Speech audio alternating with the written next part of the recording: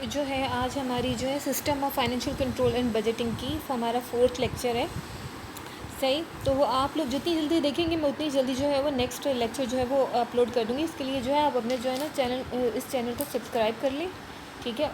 और जो है ताकि आपको जो है ना फर्दर वीडियोस जो है टाइम पे मिलती रहें। सो यहाँ पे हम लोग जो है वो आज शुरू करते हैं। यहाँ पे representation of the financial division in development working parties. So यहाँ पे जो है सबसे पहले जो है वो बता रहे हैं कि जो आपके जो मीटिंग्स जो होती हैं, डिपार्टमेंटल जो मीटिंग्स होती हैं, जो उसमें डिपार्टमेंटल डेवलपमेंट वर्किंग पार्टी की जो मीटिंग होती है वो अटेंड करना ज़रूरी होती है। वो अटेंड करता है फाइनेंशियल एडवाइज़र या deputy financial adviser.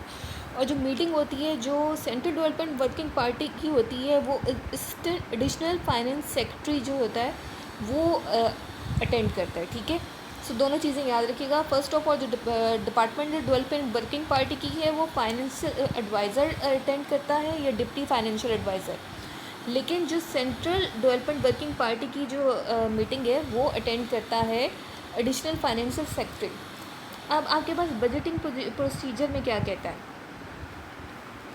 Budgeting procedure में सबसे पहले वो पावर्स की बात करते हैं कि the power to sanction expenditure within the budget grant have been delegated to the administrative ministers division, yet the finalization of the budget proposals continue to be the responsibility of the finance division. Budget is therefore to be used as the most important instrument of financial control. No proposals for expenditure shall be included in the budget unless these have been concurred in the finance division after scrutiny. The scrutiny of budget proposals by minister divisions through the financial advisors for inclusion in the budget shall as far as possible be undertaken by the finance division as pre budget exercise, ठीक है। तो यहाँ पे सबसे पहले वो कहता है कि जो बजट है आपके पास, जो बजट सेंशन जो करता है कि पावर ऑफ सेंशन जो एक्सपेंडिचर की होती है वो जो बजट है वो आपकी ग्रांट जो है डेलीगेट किया गया है एडमिनिस्ट्रेटिव मिनिस्टर और डिवीजन को, ठीक है। सो सबसे पहले जो एडमिनिस्ट्रेटिव जो आपका मिनिस्टर्स और डिवीजन जो है उनको जो है ना बजट ग्रांट की जो सेंशन है उनको डेलीगेट की हुई है कि वो जो है उसको जो है वो आपको जो है वो उसको साइन कर सकते हैं, उसको फर्दर फाइनलाइजेशन करते हैं। तो उसमें क्या होता है कि उसमें जो फाइनलाइजेशन है जो बजट प्रपोजल होता है उसमें वो उसमें जो continue to be responsible of the responsibility of the finance division, तो वहाँ पे जो है वो फाइनलाइजेशन ऑफ बजट प्रपोजल जो है वो फाइनेंस डिवीजन की जो है वो रिस्पॉन्सिबिलिटी होती है, ठीक है। उसके बाद वो कहते हैं कि बजट जो होता है मोस्ट इम्पॉर्टेंट जो इंस्ट्रूमेंट होता है फाइनेंशियल कंट्रोल के लिए, ठीक है। उसमें आपके बजट जो होता है फाइनेंशियल कंट्रोल के लिए जो है वो बहुत इंपॉर्टेंट इंस्ट्रूमेंट होता है। और वो आपका क्या कहता है कि नो प्रपोजल जो होता है वो एक्सपेंडिचर, वो कह रहा है नो प्रपोजल फॉर एक्सपेंडिचर जो होता है वो इसमें शामिल नहीं किया जाता जब तक जो बजट का है वो budget unless they have conquered in the finance division after scrutiny, जब तक वो जो है वो जब तक उसको स्क्रूटनाइज करने के बाद जो है वो फाइनेंस डिवीजन में सबमिट नहीं होता, ठीक है। जो कोई भी जो है वो आपके पास जो होता है कि वो कोई भी नो प्रपोजल एक्सपेंडिचर जो होता है वो आपका जब स्क्रूटनाइज करने के बाद जो है वो फाइनेंस डिवीजन जब तक सबमिट नहीं होगा वो उसको फर्दर जो है उसको जो है वो सेंशन नहीं मिलेगी, ठीक है, उसको कंसिडर ही नहीं किया जाएगा। दो जो उसके बाद वो बात करता है कि जो आपके पास जो है जो scrutinise of the budget proposals जो होता है जो मिनिस्टर्स और डिवीजन का होता है वो उसको जो प्रोसेस हो रहा होता है उसको वो फाइनेंशियल एडवाइज़र जो है वो कंसिडर करता है कि एज़ फॉर उसको budget pre budget exercise consider करता है, ठीक है। जो उसके साथ साथ ही वो जो है वो फाइनलाइजेशन कर रहा होता है scrutinize of budget proposals by minister divisions, जो मिनिस्टर डिवीजन्स के जो होता है वो स्क्रूटनाइज हो रहा होता है बजटरी प्रपोजल्स और फाइनेंस एडवाइज़र्स के थ्रू, ठीक है। जिसमें जो है वो जो अंडरटेकिंग हो रही है फाइनेंस डिवीजन में वो फाइनेंशियल एडवाइज़र साथ साथ सबमिट भी करवा रहा होता है, तो वो जो है वो क्या है उसको कहता है कि वो उसकी प्री बजट एक्सरसाइज कहलाती है। अभी होप होता कैसे है कि सबसे पहले जो है फाइनेंस मिनिस्टर्स और डिवीजन्स जो होते हैं वो सबमिट करवाते हैं फाइनेंशियल एडवाइज़र को। फाइनेंशियल एडवाइज़र जो है वो सबमिट करवाता है फाइनेंस डिवीजन को, ठीक है।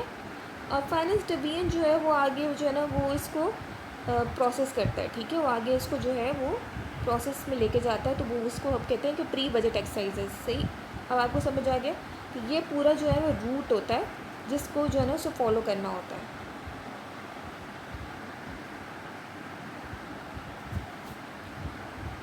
अच्छा, यहाँ पे जो है बजटरी प्रपोजल्स जो होते हैं वो shall be submitted by administrative minister division to the financial adviser with the approval of principal accounting officer.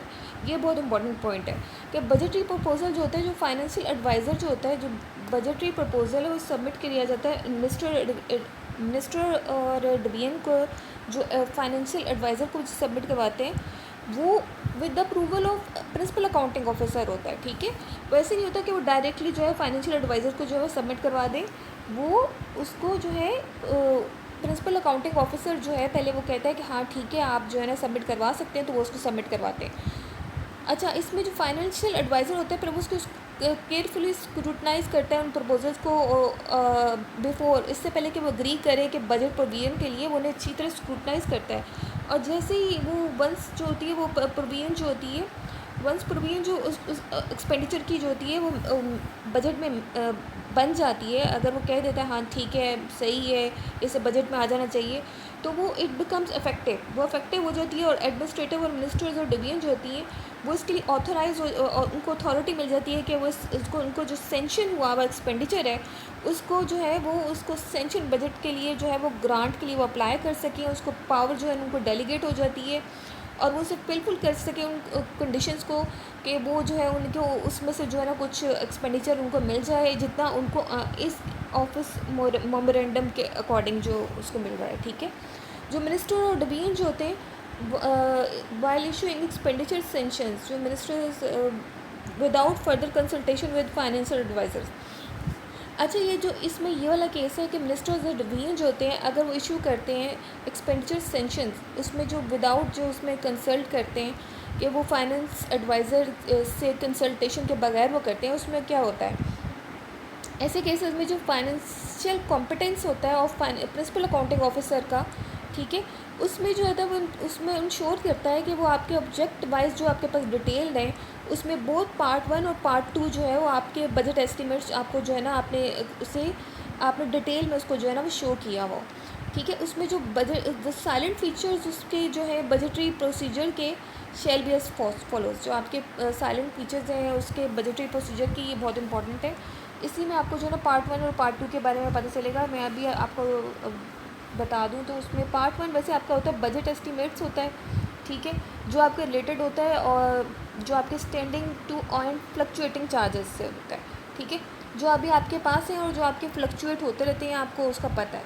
लेकिन आपके जो पार्ट 2 आपके जो बजट एस्टिमेट्स होते हैं वो कौन से होते हैं, जो आपके ऐसे चार्जेस होते हैं जो आपके फ्रेश चार्जेस होते हैं, ठीक है, आपके अचानक से आपके जो है ना फ्रेश चार्जेस आपको मिल गए, आपको पहले आपको नहीं कभी उसको देखा नहीं है लेकिन आपके फ्रेश चार्जेस हैं, तो ये आपके पार्ट 2 में आ जाता है, सही। तो यह जैसे जैसे आप फर्दर पढ़ेंगे आपको इसका बारे में डिटेल में पता चलता जाएगा। तो यहाँ पे हम पार्ट 1 में देखते हैं बजट अ कॉन्टीन्यूस प्रोसेस। अब बजट आपके पास क्या होता है, कॉन्टीन्यूस प्रोसेस, जैसे इसकी आपके हेडिंग से आपको जो है ना पता चल रहा है कि बजट जो होता है being a continuous process, the preparation of the budget shall begin well head of the year in which it related. तो सिर्फ आपको ये याद रखना चाहिए कि जो है ना बजट जो है जिससे ईयर से रिलेट होता है उससे एक साल पहले ही उसकी प्रिपरेशन जो होती हैं उसको बनाने की शुरू हो चुकी भी होती हैं, ठीक है। तो पार्ट 2 में वो क्या सेकंड पॉइंट उसका है estimate of expenditure. Expenditure estimate of expenditure में approval and issuance of budget order and new item statement, ठीक है। अप्रूवल और इशुएंस ऑफ बजट ऑर्डर और न्यू आइटम स्टेटमेंट्स के बारे में जो है वो आप बताता है। All proposal for employees related expenditure and other expenditure shall be clear with the financial advisor as soon as these are ready. Part 1 of the budget estimate relates to standing and fluctuating charges, जैसे कि मैंने अभी आपको बताया था। Part 2 जो है आपके पास जो बजट एस्टिमेट्स है वो आपके फ्रेश चार्जेस रिलेटेड होता है। shall be scrutinized finally by the financial advisor concerned with concerned who will approve and issue the finance document and the AGPR copies of the budget order in respect of part 1. ठीक है. Budget estimates and verified copies of new item statement in respect of part 2 budget estimates in accordance with the issuance with the instructions contained in budget call circular. The admitted part 1 and part 2 budget estimates shall be compiled together into demand by the finance division budget wing. ठीक है. अब इसमें क्या होता है कि आपके पास जो है इसका सिंपल सी बात ये है कि जो आपके पास जितने भी प्रपोजल्स होते हैं, जितने भी एम्प्लॉय रिलेटेड एक्सपेंडिचर्स होते हैं या दूसरे एक्सपेंडिचर्स होते हैं, उनको फाइनेंशियल एडवाइज़र को फ़ौरन से पहले क्लियर करना पड़ता होता है, जितनी जल्दी वो कर सके. ठीक है, जितनी जल्दी उनको रेडी कर सके, जितनी जल्दी उनको प्रिपेयर कर सके. पार्ट 1 जो उसके बजट एस्टिमेट्स होते हैं उनमें उसमें जो होते हैं फ्लक्चुएटिंग चार्जेस होते हैं, स्टैंडिंग चार्जेस होते हैं, स्टैंडिंग और फ्लक्चुएटिंग चार्जेस.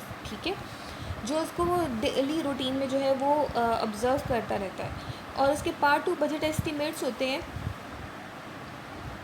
ठीक है, जो उसके पार्ट 2 बजट एस्टिमेट्स होते हैं उनके फ्रेश चार्जेस होते हैं. ठीक है, तो इसमें जो होते हैं वो उसको स्क्रूटनाइज करता है फाइनेंशियल एडवाइज़र. उसमें से उसके कंसर्न होता है कि who will approve and issue to the finance division, कि कौन जो है उसमें कंसर्न होगा और कौन जो अप्रूव करेगा और इशू करेगा फाइनेंस डिवीजन को. एंड द AGPR को जो है ना वो कॉपी से सेंड करता है बजट ऑर्डर की, जो पार्ट 1 से रिलेटेड होते हैं. ठीक है, जो बजट एस्टिमेट्स के. और वेरीफाइड कॉपी जो होती है वो न्यू आइटम स्टेटमेंट्स की जो है वो सेंड करता है बजट पार्ट 2 से. ठीक है, budget estimates in accordance with the instructions contained in the budget call circular. जो इसमें जो बजटरी एस्टिमेट्स होते हैं वो according with the instructions contain in the budget call circulars. ठीक है, जो उसके कॉल सर्कुलर में जो होते हैं पार्ट 2 में जो बजट एस्टिमेट्स होते हैं वो उसमें इंस्ट्रक्शंस जो होती हैं वो कंटेन होती हैं बजट कॉल सर्कुलर में. ठीक है, द एडमिटेड पार्ट 1 और पार्ट 2 जो बजट एस्टिमेट्स होते हैं वो आप उनको कंपाइल करते हैं टुगेदर. ठीक है, into demand by finance division. अच्छा, यहाँ पे जो होता है फाइनेंस डिवीजन जो होता है वो या बजट विंग जो होता है वो उसमें मांगता है कि आप जो है उनकी डिमांड पे कि आपको जो है ना पार्ट 1 और पार्ट 2 जो बजट एस्टिमेट्स हैं उनको कंपाइल करें टुगेदर. तो उसमें जो इनटू डिमांड जो होती है बाय फाइनेंस डिवीजन, जिसको फाइनेंस डिवीजन को जो है वो बजट कॉल सर्कुलर में जो है वो ठीक है वो उसको जो है वो सबमिट करवानी पड़ती है. पार्ट 1 और पार्ट 2 जो है बजट एस्टिमेट जो है वो कंपाइल करता है दोनों को एक साथ, और जो है वो उसकी इनटू डिमांड्स. ठीक है, जो डिमांड्स होती हैं जो उसकी फाइनेंस डिवीजन की उसमें उसको सबमिट करवाना पड़ता है. पार्ट 3 जो है क्या है हमारे पास estimate of tax and non tax revenue. ठीक है, अभी एस्टिमेट हम लोगों को करना है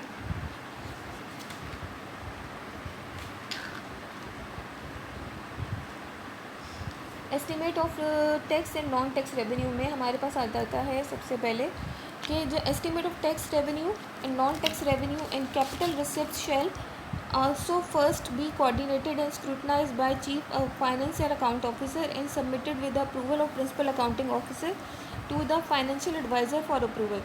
The estimates as approved and verified by the Finance Advisor shall be furnished to the Finance Division in accordance with the instructions contained in the Budget Call Circular. तो यहाँ पे आपके पास जो है ना वो सबसे पहले क्या कहता है कि जितना भी वो एस्टीमेट होता है और टैक्स रेवेन्यू का, नॉन टैक्स रेवेन्यू का और कैपिटल रिसिप्ट्स का, वो सबसे पहले तो जो है ना कोऑर्डिनेटेड करता है और स्क्रूटनाइज कर by chief finance and account officer जो है वो उसको क्या करता है कोऑर्डिनेट करता है और उसको स्क्रूटनाइज करता है और उसको सबमिट करता है अप्रूवल के लिए प्रिंसिपल अकाउंटिंग ऑफिसर को to the finance adviser for approval. ठीक है, तो वो प्रिंसिपल अकाउंटिंग ऑफिसर जो है वो हमारे पास जो है फाइनेंस एडवाइज़र को फर्दर सेंड करता है.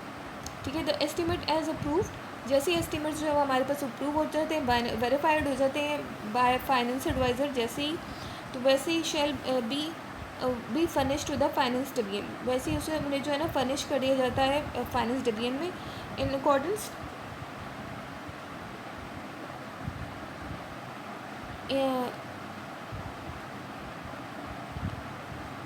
to the finance division in accordance with the instructions contain in the budget call circular. ठीक है, तो वो जैसे ही जिस तरीके से जो है उनको इंस्ट्रक्शंस दी हुई है बजट कॉल सर्कुलर में, वैसे ही जो है उनको इंस्ट्रक्शंस के द्वारा जो है वो फाइनेंस डिवीजन में जो है फर्निश कर दिया जाता है।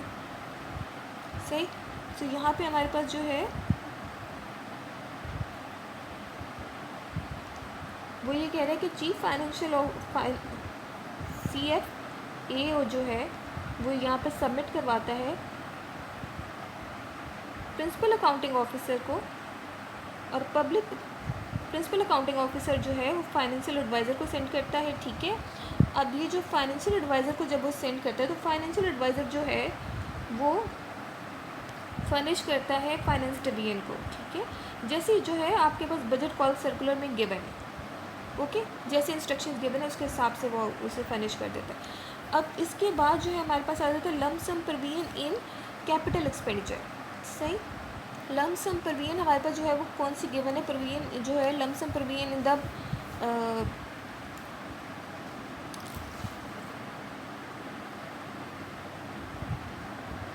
अच्छा, यहाँ पे लम सम प्रोविजन जो है in the budget shall not be processed or made except in exceptional circumstances such as lump provision for late and new item statement, late receipts of directives etc.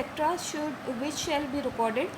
Where such a provision is made in the budget, expenditure sanction shall be given with the concurrence of the financial advisor. अब ये lump sum provisions जो हैं वो budget में जो सी given है वो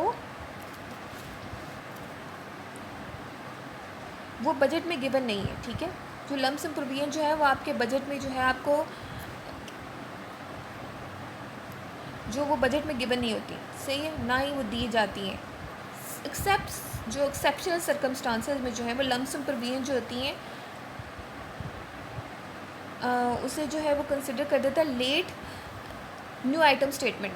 ठीक है, लम सम प्रोविजन जो है वैसे तो बजट में नहीं गिवन होती और ना ही इनका कोई कॉन्सेप्ट होता है, लेकिन जो है एक्सेप्शनल केसेस में वो लम सम प्रोविजन को लेट जो है न्यू आइटम स्टेटमेंट में कंसिडर कर लेता है, और रिसिप्ट्स और लेट रिसिप्ट्स में और ऑफ डायरेक्टिव्स के। ठीक है, डायरेक्टिव्स में और etcetera which shall be recorded, जिन्हें रिकॉर्ड किया जाता है। Where such a provision is made in the budget, expenditure sanction shall be given with the concurrence of financial adviser. जो यहाँ पे जो है प्रोविजन जो है अगर बजट में मेक की जाती है तो एक्सपेंडिचर सेंशन जो है वो आपको कौन देता है, फाइनेंशियल एडवाइज़र देता है। इसमें दो ही इंपॉर्टेंट बातें हैं, पहली कि जो है लम सम प्रोविजन जो है ना नॉर्मली बजट का हिस्सा नहीं होती और ना ही वो बजट में गिवन होती है, लेकिन एक्सेप्शनल सर्कमस्टांसेस में वो लेट न्यू आइटम स्टेटमेंट का पार्ट बना के जो है उसे as a receipt of directives के तौर पे जो है ना उसको रिकॉर्ड कर दिया जाता है। और वो जो है जब बजट जो ये है उसको सेंशन करने के बाद, उसको अच्छी तरह स्क्रूटनाइज करने के बाद फाइनेंशियल एडवाइज़र जो है वो उसको सेंशन करता है। ठीक है, एक्सपेंडिचर को सेंशन करता है। अब लम सम प्रोविजन जो है PSDP में जो होती है उसको क्या कहते हैं। ठीक है, नो सेक्टर वाइज जो आपके पास है lump sum provision shall be made in PSDP। ठीक है, जो सेक्टर वाइज जो है वो लम सम प्रोविजन जो है वो PSDP में नहीं मेक की जाती। ठीक है, ना ही एलोकेट की जा सकती as a general policy, except in exceptional circumstances. जो इसके एक्सेप्शनल सर्कमस्टांसेस में इसको साथ क्या मतलब कि किया जाता है, which shall invariably be recorded, जिसको इनवेरिएबली भी जो है ना हम रिकॉर्ड करते हैं in respect of such lump sum provisions. In lump sum provisions में हम क्या कहते हैं, the sponsoring ministries division departments subordinate office concern shall invariably furnish a list of approved schemes indicated by bifurcation of a lump sum allocation against each scheme of financial advisor, planning and development division and other organization concerned. Releases against this provision shall be made with the prior approval of financial advisor.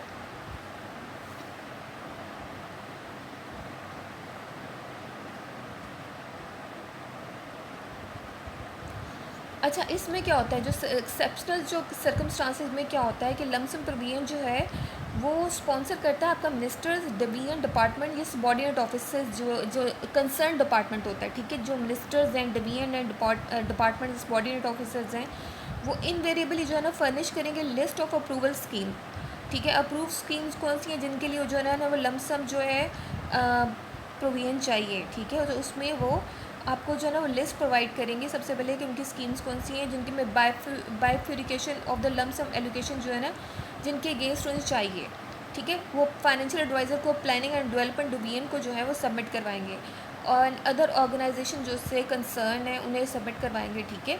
तो release against this provision shall be made with the prior approval of financial adviser. तो जो वो उसको जो किससे कौन इसको जो है ना रिलीज़ जो है उनको कौन करेगा, उनकी जो है उनकी प्रोविजन के अगेंस्ट वो जो है वो फाइनेंशियल एडवाइज़र देगा, ठीक है। उसका डिसीजन जो होगा फाइनेंशियल एडवाइज़र का फाइनल होगा, सही। अच्छा, अब नेक्स्ट हमारे पास आ जाता है 6 पार्ट हमारे पास है allocation in the PSDP for new unapproved schemes project. Allocation in the PSDP for new unapproved development scheme project shell be made in exceptional circumstances only after anticipatory approval of such new scheme project by the competent authority, ठीक है। तो इसमें क्या होगा कि जब allocation जो है PSDP को हो रही होगी न्यू अनअप्रूव्ड डेवलपमेंट स्कीम्स की, ठीक है। जो न्यू अनअप्रूव्ड जो पहले अप्रूव नहीं हुई हुई डेवलपमेंट स्कीम और प्रोजेक्ट की, वो उसके लिए जो है वो shall be made in exceptional circumstances only. वो उसको सिर्फ एक्सेप्शनल सर्कमस्टांसेस में ही जो है उसमें एलोकेट किया जाएगा, ठीक है। और जो उसके बाद जो एंटीसिपेटरी जो अप्रूवल होता है उन न्यू स्कीम्स और प्रोजेक्ट का बाय द कॉम्पिटेंट अथॉरिटी, जो सी भी कॉम्पिटेंट अथॉरिटी जो है उनको डील करी होगी, उसके जो है वो उसका एंटीसिपेटरी अप्रूवल के बाद जो है वो जो है यहाँ पे कॉम्पिटेंट अथॉरिटी जो है वो अप्रूव करेगी। अच्छा, इसके बाद हमारे पास जो है ना 7.1 आ जाता है, उसमें cash plan for PSDP and release of funds.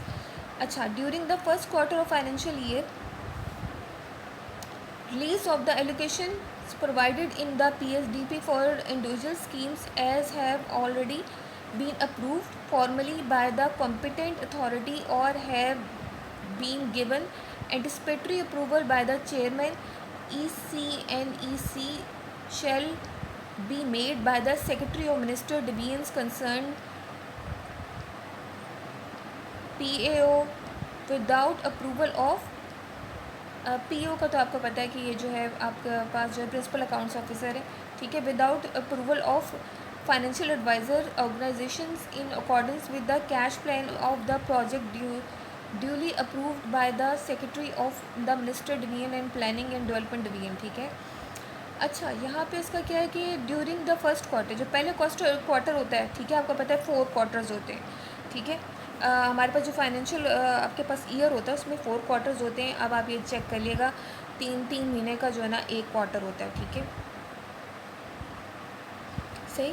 तो इसका जो है फर्स्ट क्वार्टर में जो फाइनेंशियल ईयर का होता है उसमें जो है आपके पास आप रिलीज़ कर देते हो एलोकेशन जितनी भी प्रोवाइड की गई होती है जो PSDP के इन द PSDP फॉर जो उसकी इंडिविजुअल स्कीम्स के लिए होती है as have already been approved, ठीक है। उसकी जितनी भी ऑलरेडी अप्रूव हो गई हुई है फॉर्मली भी द कॉम्पिटेंट अथॉरिटी, जो इसकी फॉर्मली जो होती है वो उसकी कॉम्पिटेंट अथॉरिटी जो होती है वो वहाँ पे अप्रूव हो चुकी भी है और has been given anticipatory approval by the chairman, और चेयरमैन ने जो है ना एंटिसिपेटरी अपना अप्रूवल भी जो है वो दिया हुआ है, ठीक है। तो ECNEC shell be made by the secretary of minister division concern PAO, ठीक है। तो वो उसमें क्या होता है कि without approval of financial organisation financial adviser को organisation in according with cash plans of the project duly approved by the secretary of ministers division and planning and development department, ठीक है। जिसमें जो है वो आपके पास जो है फाइनेंशियल एडवाइज़र की जो है वो आपके पास जो है ना अप्रूवल ना हो, तो वहाँ पे क्या होता है कि तो उसमें अकॉर्डिंग टू जो कैश प्लान ऑफ प्रोजेक्ट्स होते हैं वो ड्यूली जो है वो अप्रूव्ड होते हैं आपके secretary of ministers secretary of minister या डिवीजन के, ठीक है। और उसमें प्लानिंग एंड डेवलपमेंट डिवीजन जो है उसमें जो है उनके ड्यूली साइन होते हैं, ठीक है। और leases during the remaining 3 quarters of the financial year shall be made with the prior approval of financial adviser organization in according with the approved cash plan. जो फर्स्ट वाला आपके पास क्वार्टर होता है उसमें अगर फाइनेंशियल एडवाइज़र के approval के बगैर भी आप जो है ना ड्यूली साइन आपको चाहिए होता है मिनिस्टर डिवीजन या प्लानिंग एंड डेवलपमेंट डिवीजन का, ठीक है।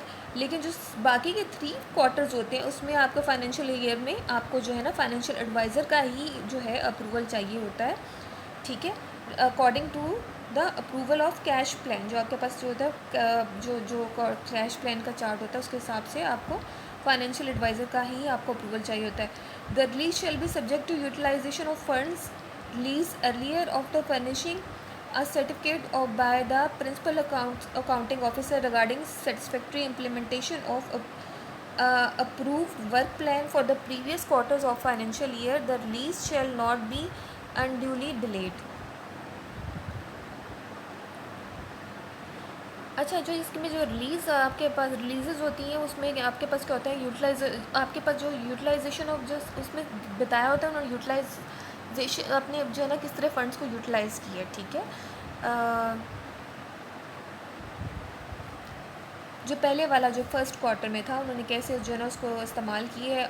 आफ्टर फर्निशिंग अ सर्टिफिकेट, जो उसके पास फर्निशिंग जो है ना सर्टिफिकेट जो होता है बाय प्रिंसिपल अकाउंटिंग ऑफिसर, इसमें जो है ना उनको चाहिए होता है regarding a satisfactory implementation of approve work plan, ठीक है, ताकि जो है ना वो अपना एक सेटिस्फैक्ट्री जो इम्प्लीमेंटेशन कि उन्होंने इम्प्लीमेंटेशन जो है ना बहुत अच्छे से की हुई है, उनका वर्क प्लान जो था वो बिल्कुल सही काम कर रहा था, जो उनके previous quarter of the financial year में जो उन्होंने काम किए वो भी उन्हें साथ साथ जो है ना जमा करवाना पड़ता है, ठीक है। The release should not be unduly delayed, तो वो आप उसको जो है ना ज़्यादा डिले नहीं कर सकते। अनड्यूली मतलब कि आप उसको जो है जो आपके पास जो है गिवन टाइम पीरियड होता है आप उससे ज़्यादा उसको डिले नहीं कर सकते, आपको जो है ना उसको टाइम पे से ही सबमिट करवाना पड़ता है, ठीक है। जैसे ही आपका पिछला एक को आपका पास फाइनेंशियल क्वार्टर का जो है आपके पास जो है आपने उसको पैसे को खर्च किया, कैसे आपने वहाँ पे उसको किधर आपने खर्च किया, कितना खर्च किया, आपका वर्क प्लान प्रोसेस कैसे कर रहा है, आपका सेटिस्फैक्ट्री है कि नहीं है, आपको ये सारी चीज़ें जो है आपको प्रिंसिपल अकाउंटिंग ऑफिसर से जो है अपना जो है वो लेटर लेना पड़ता है, जिसको सर्टिफिकेट लेना पड़ता है, फिर उसको जो है आपको सबमिट करवाना पड़ता है, ठीक है, फाइनेंशियल एडवाइज़र को। नेक्स्ट आपको क्वार्टर के लिए जब आपने उसके लिए आपको चाहिए कैश प्लान में से आपको अपनी जो है अपना कैश चाहिए तो आपको वो साथ में सबमिट भी करवाना पड़ता है। तो सप्लीमेंट्री ग्रांट्स के जो है ये मैंने आपको शुरू में बताया था फर्स्ट लेक्चर में कि सप्लीमेंट्री ग्रांट के बारे में हम डिटेल में पढ़ेंगे। तो ये आपका जो है इसमें आ गया the 3 forms of supplementary grant, token, technical, regular. अच्छा, इसमें से ये क्वेश्चन ज़रूर आता है, सही। तो ये वाली चीज़ जो है ना आपने बहुत अच्छे से देखनी है। इसमें जो है 2-3 जगह पे सप्लीमेंट्री ग्रांट की जो है, एक शुरू में इसका उन्होंने बताया था थोड़ा सा सप्लीमेंट्री ग्रांट का, एक अब बताएंगे, एक सबसे लास्ट में जो है हमारा जो लेक्चर होगा इंशाल्लाह उसमें जो है वो बताएंगे कि सप्लीमेंट्री ग्रांट क्या होता है। सो यहाँ पे जो है 3 फॉर्म्स जो होते हैं सप्लीमेंट्री ग्रांट के होते हैं। सबसे पहले होता है टोकन, टेक्निकल, रेगुलर। जो आपके पास टोकन सप्लीमेंट्री ग्रांट होती है वो आपकी सेंशनड होती है to open and operate a new budget ahead. जो आपने ओपन करना है, ऑपरेट करना है, एक नया बजट आपके पास, ठीक है, आपने एक नया चीज़ को सामने लेके आना है, उसका बजट आपने जो है मांगना है, उसके लिए आपने सेंशन करवाना है, तो वो उसको आप कहते हो टोकन सप्लीमेंट्री ग्रांट। अगर टेक्निकल सप्लीमेंट्री ग्रांट है तो वो क्या कहता है कि technical supplementary grant is sanction to transfer funds from a grand demand as a result of accrual of saving to another grand demand which need provisions of additional fund, ठीक है। तो सिंपल सी बात है, टेक्निकल सप्लीमेंट्री ग्रांट क्या होता है कि आपने पहले से ही आपके पास जो है ट्रांसफ़र ऑफ फंड्स हो चुके हुए हैं, लेकिन अब आपको उसको फर्दर जो है आपको डिमांड की आपकी ज़रूरत है, आपको जो है उसके लिए मज़ीद जो है आपको ग्रांट चाहिए, ठीक है। तो उसमें आपके क्या कहते हो कि आप उसके लिए जो है ना आप उसको सेंशन करवाते हो, तो उसको सेंशन टू ट्रांसफ़र फंड्स कि आपको जो है ना उसमें आपने ट्रांसफ़र करो फंड्स को from great demand as a result to accrual of saving of another great demand.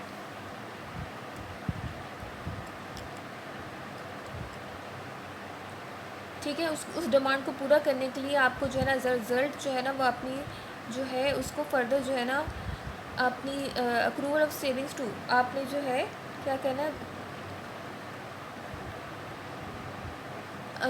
उसके लिए आपको फर्दर जो है आपको प्रोविजन चाहिए एडिशनल फंड्स की। ठीक है, तो यहाँ पे आपके पास ऐसा है कि वो कह रहा है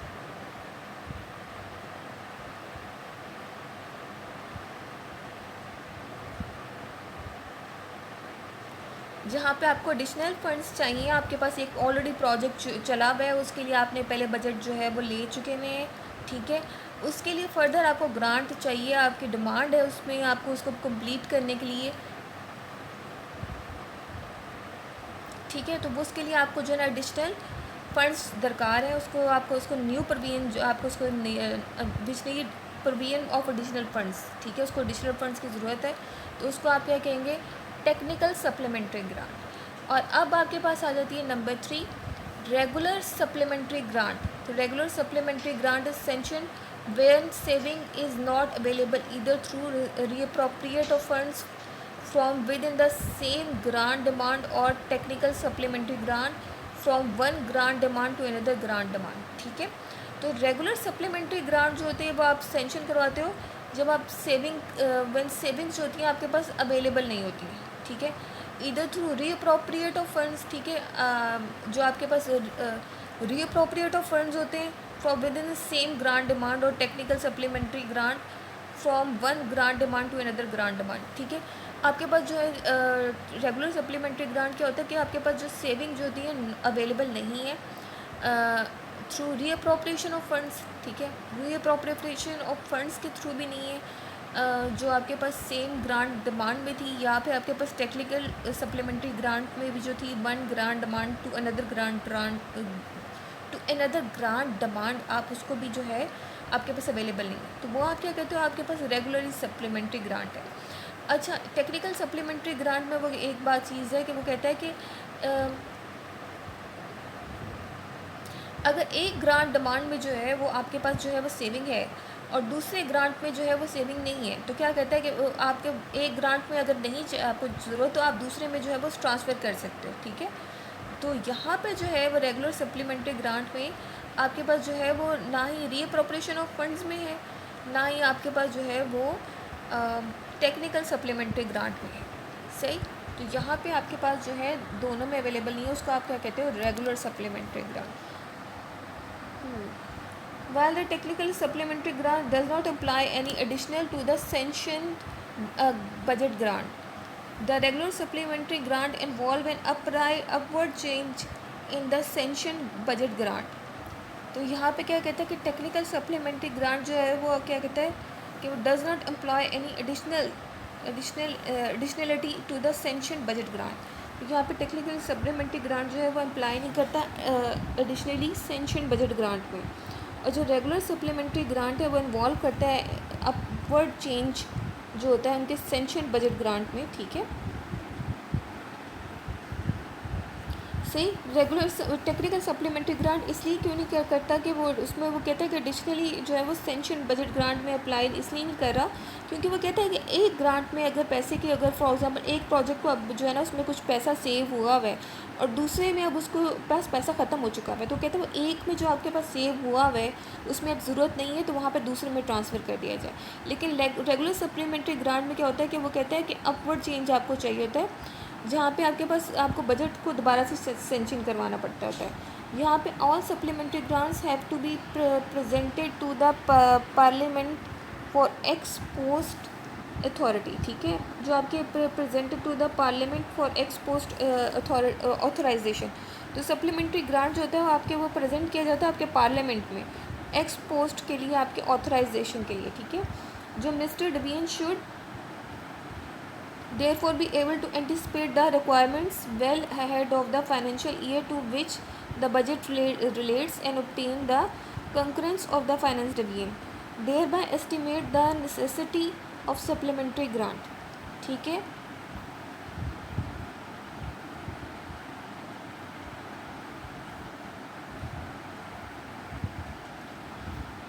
जो यहाँ पे क्या होता है कि आपके पास जितने भी एंटिसिपेट और रिक्वायरमेंट आपके पास जितनी भी होती है फाइनेंशियल ईयर की, आपको कितना बजट चाहिए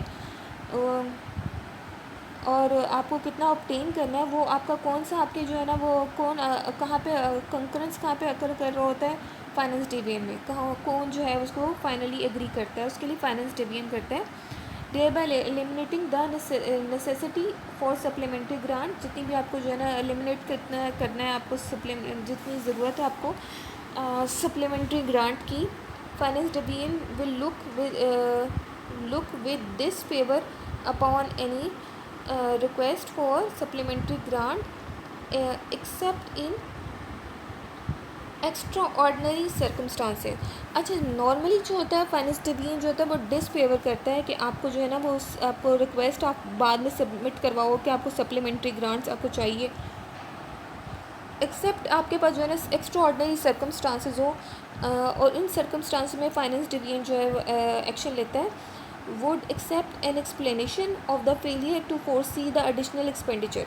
ठीक है, वो इसमें पहले क्वेश्चन करता है कि आपके पास जो है आपने पहले क्यों नहीं, आपके पास फेलियर का रीज़न क्या था कि आपने जो है एडिशनल एक्सपेंडिचर को जो है वो आपने टाइम पे जो है वो सबमिशन क्यों नहीं करवाई।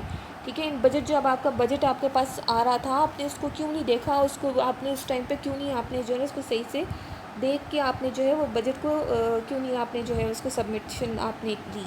ठीक है, तो पहले वो जो है इस पर क्वेश्चन करता है। जो आपके पास current expenditure demand for supplementary grant technical supplementary grant shall not be made except in extraordinary circumstances for which full justification shall have to be furnished to the financial advisor finance division with reason as to why the additional expenditure could not be foreseen at the time of submission of proposal for the budget provision। ठीक है, वो यही बात करते हैं कि आपके पास जितनी भी टेक्निकल सप्लीमेंट्री ग्रांट्स हैं, टेक्निकल सप्लीमेंट्री ग्रांट्स हैं, वो इसमें सबसे पहले देखेगा कि आपने जब टाइम पे बजट सबमिट करवाना था तो उस टाइम पे आपने जो है फाइनेंशियल एडवाइज़र फाइनेंस डिवीजन जो है आपने उनको जो है सबमिट करवाना था, तो आपने जो है क्या रीज़न्स थे कि आपने जो अपने एडिशनल एक्सपेंडिचर्स को फोरसीन किया, क्या रीज़न थे कि आपके पास जो है ना आपके पास टाइम सबमिशन क्यों नहीं, आपने प्रपोजल को जो है बजटिंग प्रोविजन में क्यों नहीं आपने सबमिट करवाया। अब यहाँ पे टेक्निकल सप्लीमेंट्री ग्रांट जो होता है इन करंट एक्सपेंडिचर में भी वो आपको यही क्वेश्चन पूछेगा। ठीक है, सेम चीज़ आपके पास जो है वो करंट एक्सपेंडिचर में भी यही पूछता है, और आपके पास टेक्निकल सप्लीमेंट्री ग्रांट और in the technical supplementary grant में जो होता है आपका करंट एक्सपेंडिचर वो यही क्वेश्चन पूछेगा। ठीक है,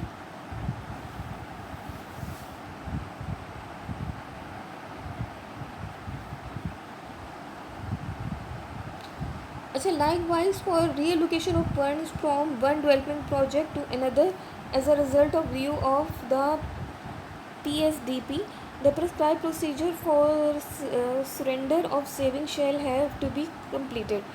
ठीक है, तो यहाँ पे जो है वो अगर PSDP में जो है उसको प्रोसीजर में जो है उसको सेविंग जो है वो एक से दूसरे प्रोसेस में उसे सबमिट करवाने, तो वो सरेंडर करता है कि अपनी सेविंग्स जो है वो दूसरे को shall be have to be completed, तो वो उसके कम्प्लीशन के बाद जो है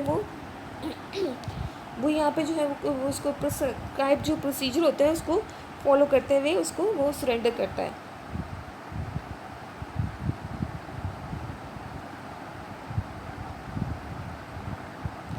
For this purpose, planning and development division shall indicate matching savings which shall have to be surrendered before allocation of additional funds to another project. The process shall be completed expeditiously to ensure that the release of funds to development scheme project is not unduly delayed। तो वो यहाँ पे ये भी ensure कर रहा होता है कि आपका जितने भी आपका जो है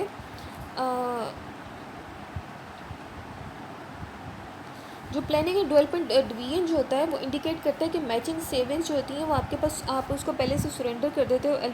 एलोकेशन ऑफ जो एडिशनल फंड्स होते हैं आपके जो दूसरे प्रोजेक्ट्स में होते हैं, जो आपके उसमें आपके पास जितनी भी आपके पास सेविंग्स हुई हैं आपका प्रोजेक्ट कंप्लीशन के बाद, तो वो आपके पास आप जल्दी से उसको जो है आप उसको प्रोसेस को फॉलो करते हुए उसके एडिशनल फंड्स हैं आपके पास जो आपके प्रोजेक्ट्स में आए हुए हैं वो आपको सरेंडर कर देते हो। The process shall be completed, आपके प्रोसेस को कंप्लीट करते थे आप एक्सपेडिशियसली टू इंश्योर दैट आपके जो रिलीज ऑफ फंड्स होते हैं जितने आपको डेवलपमेंट स्कीम्स में जो प्रोजेक्ट्स में चाहिए होते हैं वो अनड्यूली डिलेड नहीं है, ठीक है।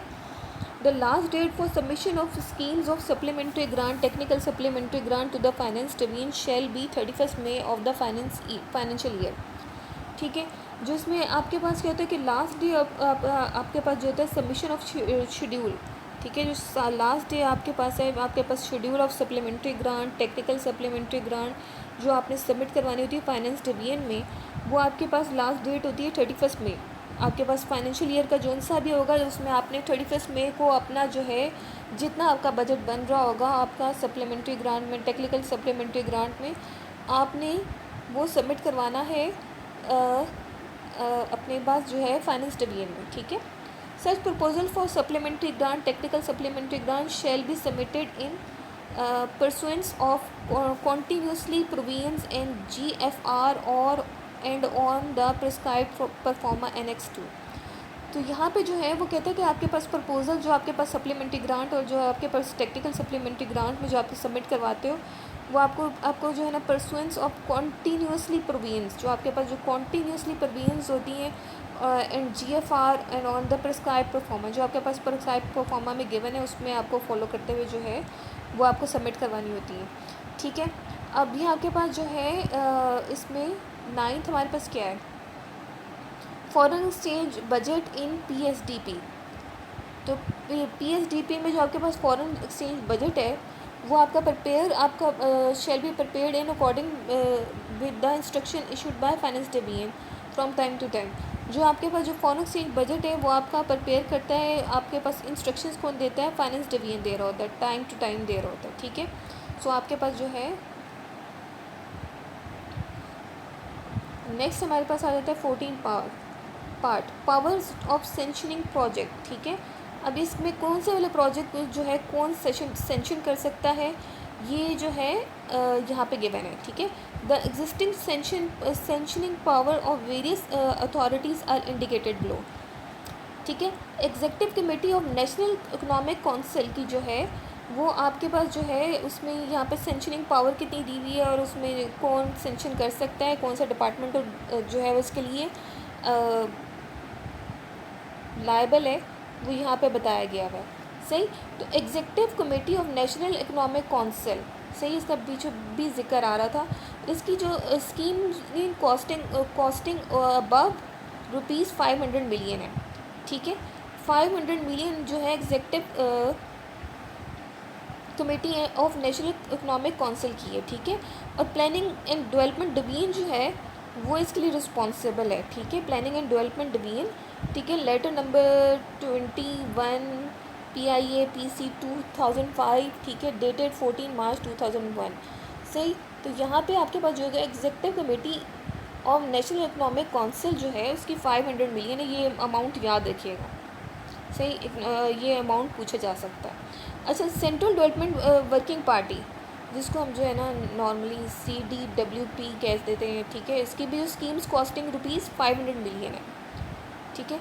500 मिलियन आपके पास जो थी वो इकोनॉमिक काउंसिल की थी, नेशनल इकोनॉमिक काउंसिल जो थी, एग्जीक्यूटिव कमेटी जो थी, और ये आपके पास जो है सेंट्रल डेवलपमेंट वर्किंग पार्टी की भी आपके पास जो है 500 मिलियन जो है इसकी स्कीम्स की कॉस्टिंग है, ठीक है, जितना बजट में इंक्लूडेड होता है। और प्लानिंग एंड डेवलपमेंट डिवीजन जो है वो इसके लिए रिस्पॉन्सिबल है, ठीक है, subject to the conditions that the minister of finance does not disagree, ठीक है।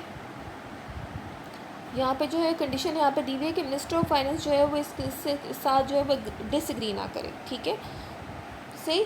तो यहाँ पे जो है इसका मतलब है कि मिनिस्टर ऑफ जो फाइनेंस है वो इसके साथ डिसएग्री भी कर सकता है, सही। लेकिन जो executive committee of national economic council है उसके लिए 500 मिलियन है और वो उस पर जो है वो फाइनेंस मिनिस्टर ऑफ फाइनेंस जो है वो उसकी डिसएग्रीमेंट के बारे में लिखा हुआ, इसका मतलब है वहाँ पे उसकी डिसएग्रीमेंट जो है वो ज़रूरी नहीं है, सही। लेकिन यहाँ पे जो है उसके लिए डिसएग्री कर सकता है। डिपार्टमेंटल डेवलपमेंट वर्किंग पार्टी, ठीक है, डिपार्टमेंटल डेवलपमेंट वर्किंग पार्टी, उसमें आपके पास जो है इसके स्कीम्स कॉस्टिंग ₹40 मिलियन, ठीक है। यहाँ पे जो स्कीम्स की जो कॉस्ट है वो ₹40 मिलियन है। The power shall be subject to the following condition, जो minister division concern shall create a proper planning and monitoring until within the organization and set up a DDWP, ठीक है, DDWP Departmental Development Working Party in which a representative of the finance minister is included.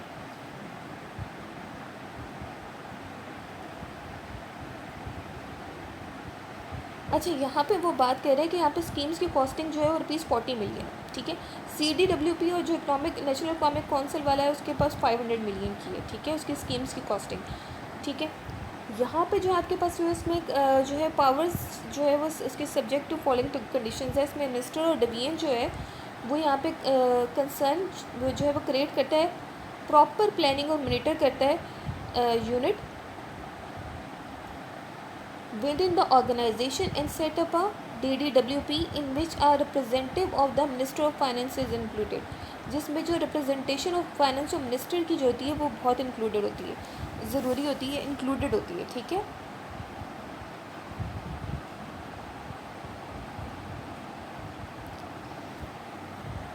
अच्छा, the minister of finance जो होती है वो does not disagree with the decision of the DDWP, जो होता है मिनिस्टर ऑफ फाइनेंस जो होता है वो डज़ नॉट, वो इसमें जो है वो डिसएग्री नहीं करता DDWP के साथ। In case there is any disagreement the scheme shall be submitted to the CDWP ECNEC, ठीक है, या वो सेंट्रल डिपार्टमेंटल वर्किंग पार्टी को मिल जाएगी या फिर वो एक नेशनल इकोनॉमिक काउंसिल वाले को मिल जाएगी, सेंट्रल, ठीक है। सो यहाँ पे जो है अगर वो मिनिस्टर ऑफ फाइनेंस जो है वो does not disagree with decision of DDWP, लेकिन इन केस वो अगर वो डिसएग्री करता है तो जो वो स्कीम जो होगी वो सबमिट करवा दी जाएगी CDWP में या फिर ECNEC में। जो copy of PC1 form of the scheme shall be furnish to the finance division and planning and working department division at least 10 days before the meeting of the DDWP Planning and Development Division will also have the right to express their view on the PC1 to attend the meeting of the DDWP. अब जो PC1 form जो होता है उसकी of the scheme जो होता है वो shall be furnish to the finance division. अच्छा, वो जो है वो अब फर्निश किया जाएगा फाइनेंस डिवीजन को, और जो प्लानिंग एंड डेवलपमेंट डिवीजन जो है प्लानिंग एंड डेवलपमेंट डिवीजन को एटलीस्ट 10 days, ठीक है, फाइनेंस डिवीजन और प्लानिंग एंड डेवलपमेंट डिवीजन को जो वो 10 days before the meeting of, जो 10 days बिफोर जो है वो आपको जो मीटिंग जिससे पहले जो है ना 10 दिन पहले जो है ना वो DDWP जो है वो सबमिट करवाएगा, ठीक है। फाइनेंस डिवीजन को and planning and development division को, और planning and development division will also have the right, जो प्लानिंग एंड डेवलपमेंट डिवीजन के पास जो ये भी राइट है कि वो एक्सप्रेस कर सके अपने व्यूज़ को PC1 पे, और वो अटेंड कर सके मीटिंग को ऑफ द DDWP की, ठीक है। अच्छा, जो copy of the scheme finally approved by the DDWP will B promptly furnished by the planning and development division and minister of finance, ठीक है। जो कॉपी ऑफ जो स्कीम जो होती है वो फाइनली जो आप अप्रूव जो होता है by the DDWP will be promptly furnished, ठीक है, वो प्रॉम्प्टली आप फर्निश कर सकते हो to the planning and development division and ministry of finance, ठीक है। जो कॉपी ऑफ स्कीम जो होती है वो फाइनली अप्रूव जब हो जाता है DDWP का, वो फर्निश किया जाता है प्लानिंग एंड डेवलपमेंट डिवीजन और मिनिस्ट्री डिवीजन को, ठीक है।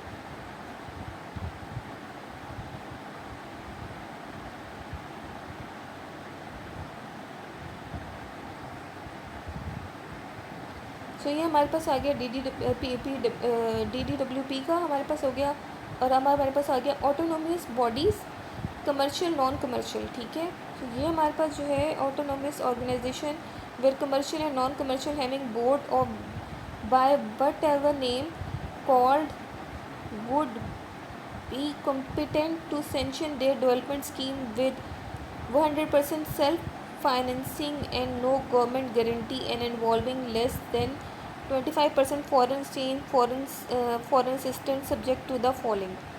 अच्छा, यहाँ पे जो है ना ऑटोनोमस बॉडीज़ का कमर्शियल नॉन कमर्शियल में आता है कि जो ऑटोनोमस ऑर्गेनाइजेशन जो जहाँ पे कमर्शियल या नॉन कमर्शियल हो रहा होता है काम, having board by whether name called what ever name, जो जिनसे भी बुलाया जाता है would be competent to sanction their development schemes, वो अपनी कॉम्पिटेंट होते हैं अपनी सेंशन स्कीम्स को, जो डेवलपमेंट स्कीम्स होते हैं जिनमें 100% जो होते हैं वो सेल्फ फाइनेंसिंग जो होती है इन्वॉल्व होती है, जहाँ पे विद नो गवर्नमेंट गारंटी, जहाँ पे गवर्नमेंट की कोई भी गारंटी इन्वॉल्व नहीं होती है, and involving less than 25% foreign exchange, जहाँ पे 25% फॉरेन एक्सचेंज हो, फॉरेन असिस्टेंस हो, ठीक है, सब्जेक्ट टू द फॉलोइंग। 100% जो होती है उनकी सेल्फ फाइनेंसिंग होती है, autonomous bodies commercial non commercial में 25% जो है वो फॉरेन एक्सचेंज फॉरेन असिस्टेंस भी उनको इन्वॉल्व हो। तो वहाँ पे क्या होता है, जो development working party should be constituted by each organization and notified to consider and approve their self finance project, ठीक है। जो उनका डेवलपिंग वर्किंग पार्टी होता है उसमें उनको कॉन्स्टिट्यूटेड होता है कि वो ईच ऑर्गेनाइजेशन को वो बाय ईच ऑर्गेनाइजेशन, ठीक है, उसमें जो है वो कॉन्स्टिट्यूटेड जो होता है वो ईच ऑर्गेनाइजेशन करता है, नोटिफाई करता है कि वो कंसिडर कर सके अप्रूव कर दे उनकी सेल्फ फाइनेंस प्रोजेक्ट्स को, ठीक है। जो डेवलपमेंट वर्किंग पार्टी होता है should be headed by the chairman head of the organization and among others should include representative of the planning and development division, the finance division and the minister division concerned, each now belong below the rank of joint secretary। तो यहाँ पे developing working party में जो क्या है should be headed by the chairman, ठीक है, chairman उसको हेड कर सकता है, हेड ऑफ द ऑर्गेनाइजेशन उसको हेड कर सकता है अमंग अदर्स, ठीक है, और should include representative of the planning and development division. और वहाँ पे जो है ना इंक्लूड कौन करता है, इंक्लूड करेगा प्लानिंग एंड डेवलपमेंट डिवीजन का जो है वहाँ पे जो है लोग भी इसको जो है हेड कर सकते हैं, फाइनेंस डिवीजन भी कर सकता है, और मिनिस्टर डिवीजन कंसर्न जो डिपार्टमेंट होता है each not below the rank of joint secretary, जो जॉइंट सेक्रेटरी से नीचे है उससे नहीं वो नहीं कर सकते, लेकिन जॉइंट सेक्रेटरी के रैंक तक जो है ना वो आप वो उसको जो है रिप्रेजेंट कर सकते हैं, ठीक है, एज अ हेड उसको हेडेड कर सकते हैं, ठीक है। The quorum of development working party should be incompetent without the presence of either representative of finance division and planning and development division, in case either of these division does not agree to the project proposal or any aspects thereof of the case would be referred to the CDWP for consideration। जो यहाँ पे quorum होता है जिसमें development working party जो होता है should B incompetent without the pressure of either representative और द फाइनेंस डिवीजन, ठीक है, जहाँ पे जो है फाइनेंस डिवीजन की जो है वहाँ पे रिप्रेजेंटेशन मौजूद ना होती है, और जहाँ पे finance planning and development division की भी ना हो, ठीक है।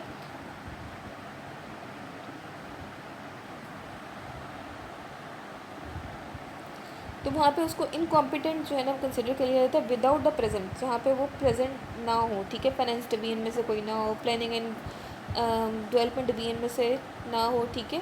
In case either of these division does not agree to the project proposals और any aspect thereof of the case would be referred to the CDWP। अगर इनमें से जो है वो कोई एग्री नहीं कर रहा, फाइनेंस डिवीजन भी नहीं कर रहा, प्लानिंग एंड डेवलपमेंट डिवीजन भी नहीं कर रहा, तो वो फिर भी जो केसेस को जो है ना CDWP को जो है ना फर्दर कंसिडरेशन के लिए जो है वो सेंड कर सकते हैं, रेफ़र कर सकते हैं। The decision of the development working party shall be subject to the endorsement of the board of the organization। जो डिसीजन जो होता है डेवलपमेंट वर्किंग पार्टी का वो सब्जेक्ट करता है कि आपको इंडोर्समेंट जो है वो मिल जाती है बोर्ड ऑफ द ऑर्गेनाइजेशन से, ठीक है, सही। अगर आपका बोर्ड ऑफ ऑर्गेनाइजेशन जो है वो इंडोर्स कर देता है तो उस पर जो है वो फर्दर डिसीजंस ले सकता है आपका डेवलपमेंट वर्किंग पार्टी, ठीक है। फेडरली एडमिनिस्ट्रेटिव ट्राइबल एरियाज़, अब यहाँ पे फेडरली एडमिनिस्ट्रेटिव ट्राइबल एरियाज़ के लिए जो है एजेंसी FR डेवलपमेंट जो है agency FR development sub committee जो है यहाँ पे उसको ₹20 मिलियन जो है अप टू 20 मिलियन जो है वो उसको ऑथराइज़ किया जाता है। प्लानिंग एंड डेवलपमेंट डिवीजन के लेटर जो है 6 जुलाई 2006, लेकिन इसमें जो है डिपार्टमेंट कौन सा planning and development division he include होता है। फाटा डेवलपमेंट वर्किंग पार्टी, ठीक है, फाटा डेवलपमेंट वर्किंग पार्टी को भी above ₹20 million and up to ₹200 million जो है वो डेवलपमेंट के लिए जो है वो दिया जाता है, ऑथोराइज होता है, ठीक है। ठीक है, प्लानिंग एंड डेवलपमेंट डिवीजन के through.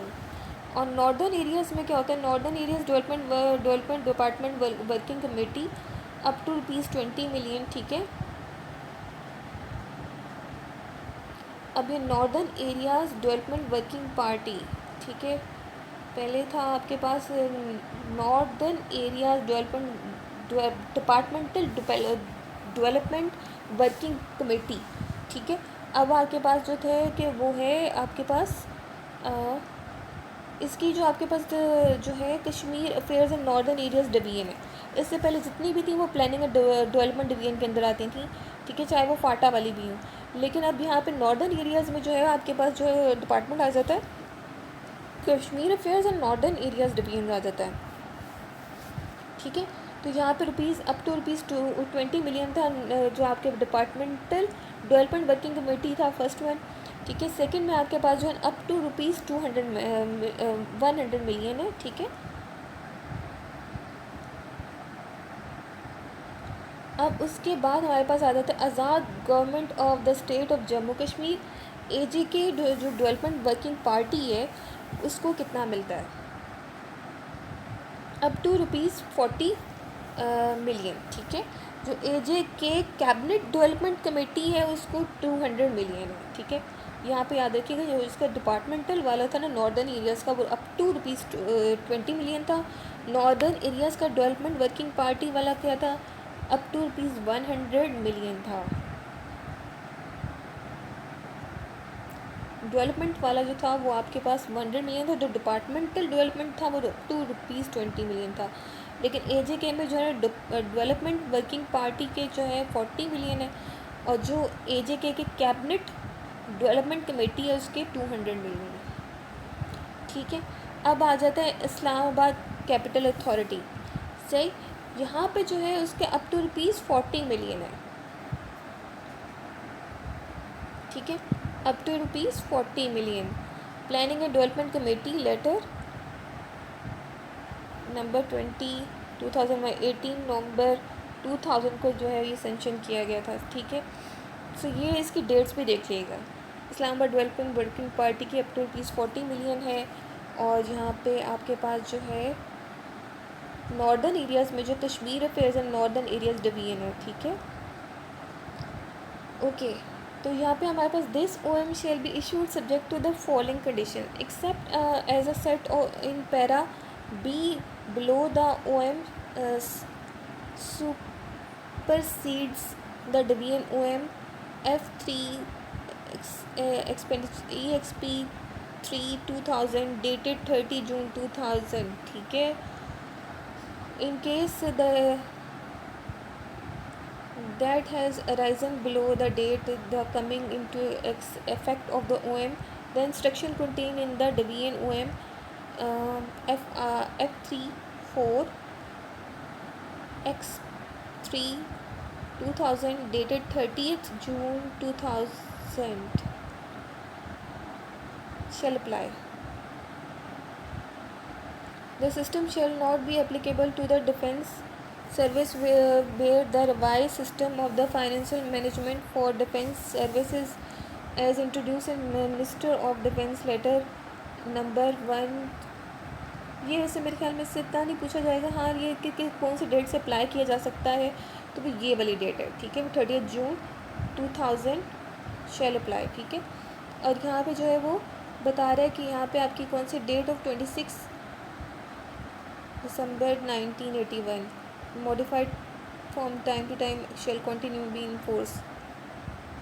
Defence service shall be revise system, ठीक है, जो वो यहाँ कह रहे हैं कि this system shall not be applicable to the defence service, ठीक है। ये वाली चीज़ बहुत इंपॉर्टेंट है कि आपके पास जो है ये वाला सिस्टम जो है डिफेंस सर्विस के लिए जो है ना वो एप्लीकेबल नहीं होता, और जो इसका रिवाइज सिस्टम और जो होता है of financial management for defence service as introduce by minister of defence letter number this dated the 26 दिसंबर 1981, ठीक है। जो उनका लेटर डिफेंस सर्विस वालों का वो 26 दिसंबर 1881 से जो है ना वो मॉडिफाई कर हुआ है और वो फर्दर टाइम टू टाइम होता है, और ये उसको देखता है जो इसका फाइनेंशियल मैनेजमेंट है वो उसकी चेक करता है, डिफेंस सर्विस चेक करता है। डिफेंस सर्विस जो होता है जिसको इंट्रोड्यूस करवाया हुआ है मिनिस्टर ऑफ डिफेंस के, ठीक है सही। तो यहाँ पे हमारे पास सेक्रेटरीज एडिशनल चार्जेस वगैरह भी जो है यहाँ पे आपके पास गिवन है, इनको देख लीजिएगा, ये वैसे पूछे नहीं जाते, लेकिन जो है इससे आगे जो है वो हमारे पास एनेक्स है, वो हम नेक्स्ट लेक्चर में इंशाल्लाह करेंगे सही। तो यहाँ पे सिर्फ हमारे पास एनेक्स रह गया हुआ है, और ये सारा हम एनेक्स इंशाल्लाह हम नेक्स्ट लेक्चर में कवर कर लेंगे। मैं कोशिश करूँगी कि मैं कल कर लूँ, अगर आप लोग जो है कम अज़ कम जो है 6 या 7 जो है वो कम अज़ कम इस लेक्चर को देख लेते हैं, तो फिर मैं नेक्स्ट वाला भी जो है वो कवर कर लेती हूँ, ठीक है सही। तो ये चीज़ ज़रा थोड़ी सी डिटेल है लेकिन इम्पॉर्टेंट है, इसमें से 3-4 जो है वो क्वेश्चंस आ जाते हैं।